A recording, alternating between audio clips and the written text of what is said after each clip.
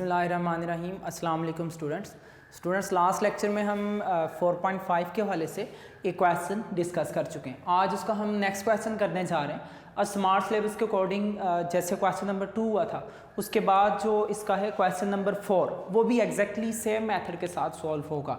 मैंने आपको बता दिया अगर एंगल थीटा आ जाता है नेगेटिव, उसको पॉजिटिव किस तरह से बनाना है। 180 डिग्री लाइंस के हवाले से, आप लाइन में 180 डिग्री टोटल होता है, ठीक हो गया। स्ट्रेट लाइन 180 डिग्री की होती है, तो 180 प्लस करके आप उसको पॉजिटिव बना सकते हो, ठीक हो गया। लेकिन अगर जैसे हमने क्वेश्चन सेकंड किया था स्मार्ट सिलेबस के अकॉर्डिंग, पहला जो बनता है उसको हमने जब सॉल्व किया, उसका एंगल आया ही पॉजिटिव, तो उसमें एडिशन की ज़रूरत नहीं थी। जब नेगेटिव आएगा तो आप एडिशन करोगे। इस क्वेश्चन को भी देखिएगा सेम उसी तरह से, find the measure of the lines. इसमें लाइंस हैं, लेकिन इसमें हमारे पास सीकन को सीकन आ गया। इसको बेटा फाइंड आउट करना थोड़ा सा हमारे लिए मिड टर्म ब्रेकिंग या फैक्टर के थ्रू हमारे लिए थोड़ा सा डिफिकल्ट होगा। तो हम कौन सा तरीका यूज़ करेंगे?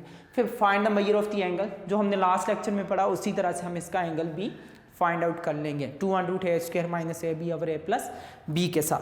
तो यहाँ पे हमें ये जो इक्वेशन नजर आती है x² - 2xy सीकन alpha plus y² = 0, अगर हम इसके फैक्टर नहीं बना सकते तो हम क्या करेंगे? फॉर लाइंस के लिए अगर हम इसके फैक्टर नहीं बना सकते तो हम दूसरा मेथड क्या यूज़ करेंगे कि हम लिखेंगे x² - 2y secant alpha into x plus y² = 0। अगर हम इसके फैक्टर नहीं बना सकते तो दूसरी आसान बात हमारे लिए ये आ जाती है कि हम क्वाड्रेटिक फार्मूला का यूज़ करें। कंप्लीटिंग स्क्वायर तो हम बेटा कभी भी नहीं करेंगे, जाहिर बात है। वो हम तब भी चैप्टर 4 जो हमारा क्वाड्रेटिक है वहाँ पे भी तब करते थे जब हमें बाउंड किया जाता था, अदरवाइज़ वहाँ पे भी हमारी जान बेटा छुड़ाने वाली बात होती थी कि हम तब करें जब बाउंड किया जाए, अदरवाइज़ हम नहीं करते थे। इसको हम क्या कहेंगे? हम इसके बारे में लिखेंगे it is quadratic in x। ये क्वाड्रेटिक है वेरिएबल x में। अगर ये x में क्वाड्रेटिक है तो अदर ऑल टर्म क्या कंसीडर होंगी?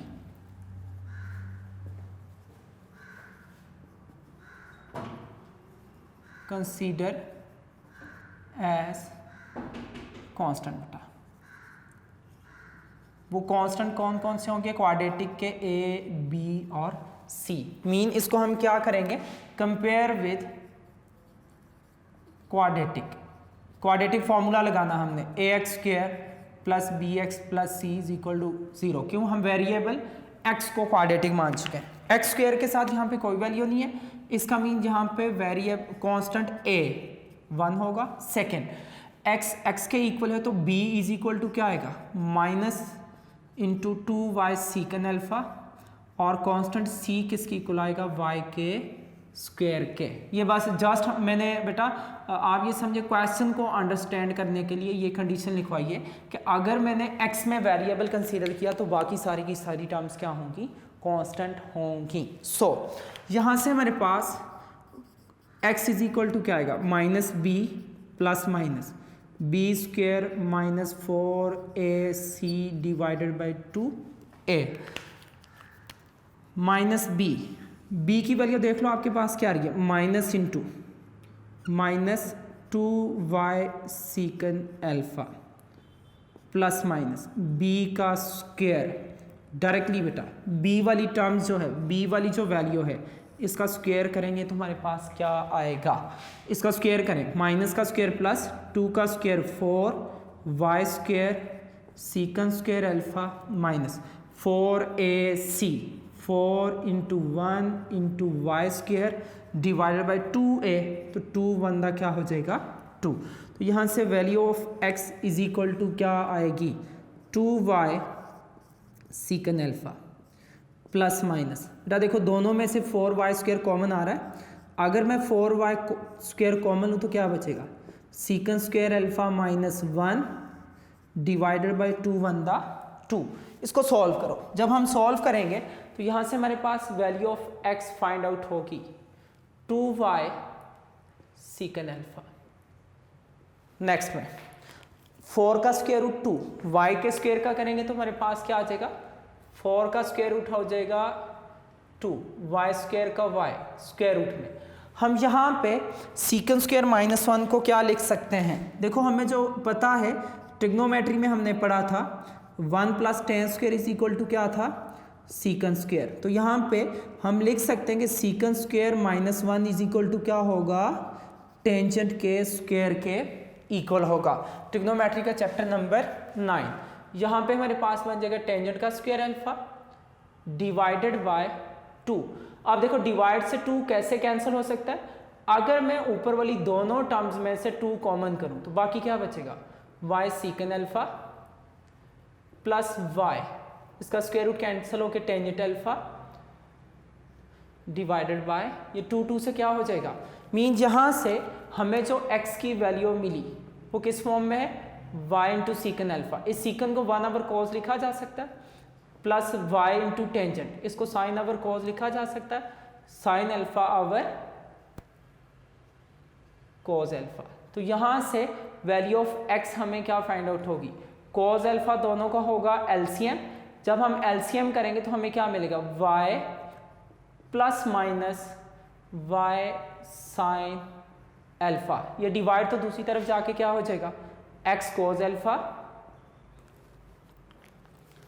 Is equal to y plus minus y sine alpha.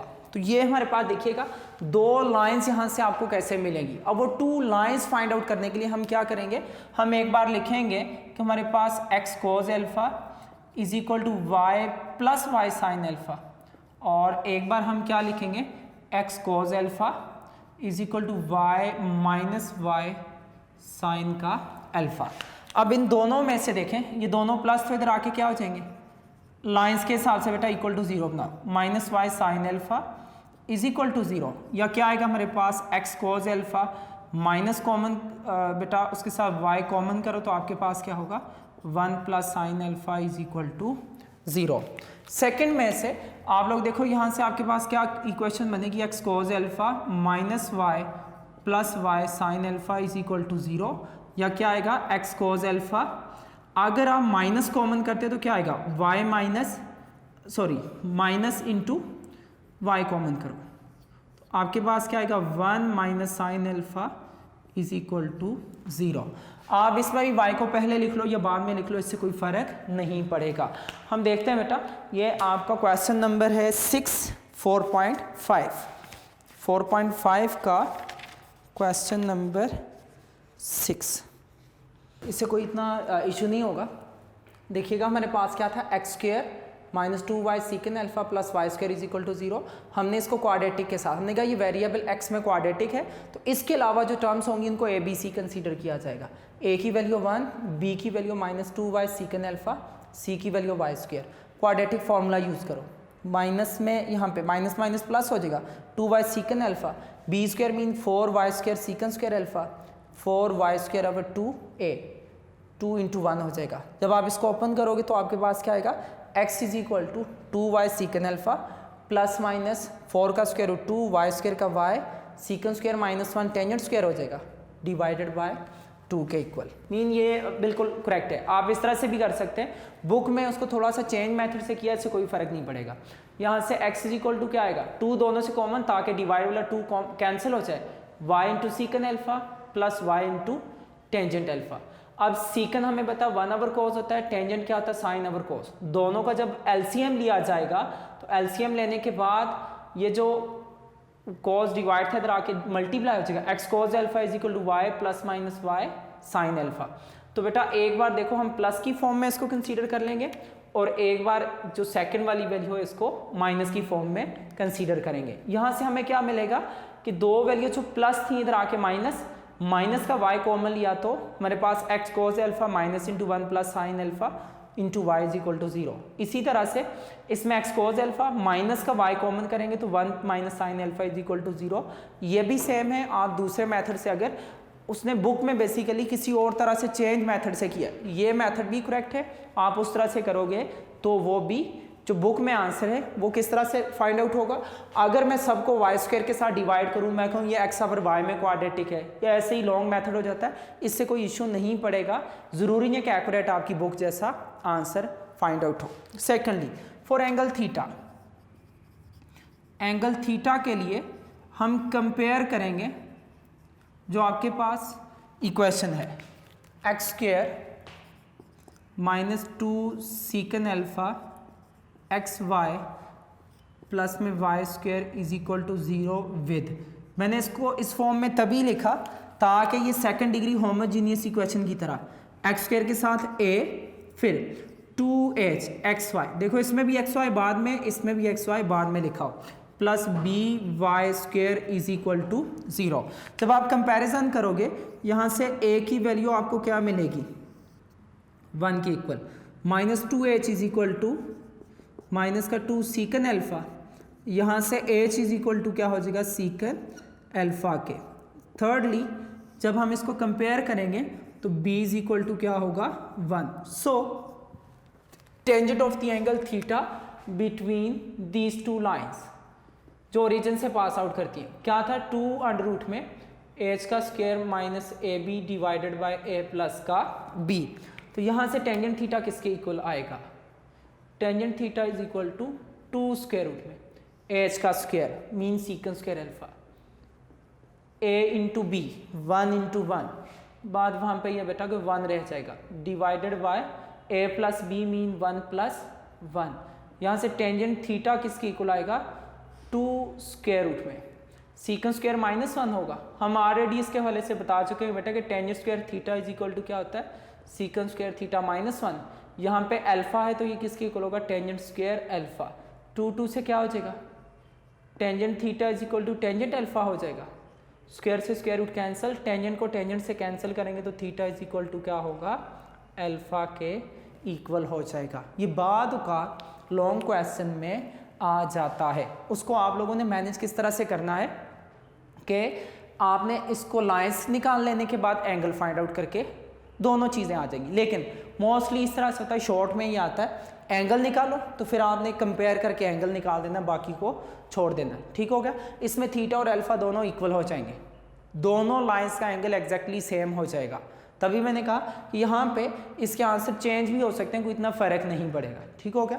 Mean वहाँ पे बुक में लिखा y cos alpha 1 plus sine into x, यहाँ पे y cos alpha minus x into 1 minus sine is equal to 0। Mean उसने क्या किया, मैंने इसको कहा कि ये क्वाड्रेटिक इन वेरिएबल एक्स है, बुक वाले ने उसको बता दिया क्वाड्रेटिक इन वाई, उसके मुताबिक आंसर निकाला। इससे कोई भी फर्क नहीं पड़ेगा, कोई भी इशू नहीं होगा, ठीक हो गया।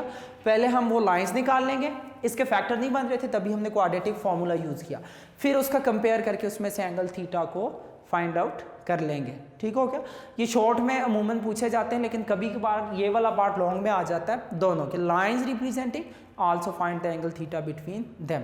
ये स्टूडेंट हमारा आज तक का लेक्चर था, नेक्स्ट में इंशाल्लाह आपसे मुलाकात होगी, तब तक के लिए अल्लाह हाफिज़, अस्सलाम वालेकुम रहमतुल्लाहि व बरकातुहू।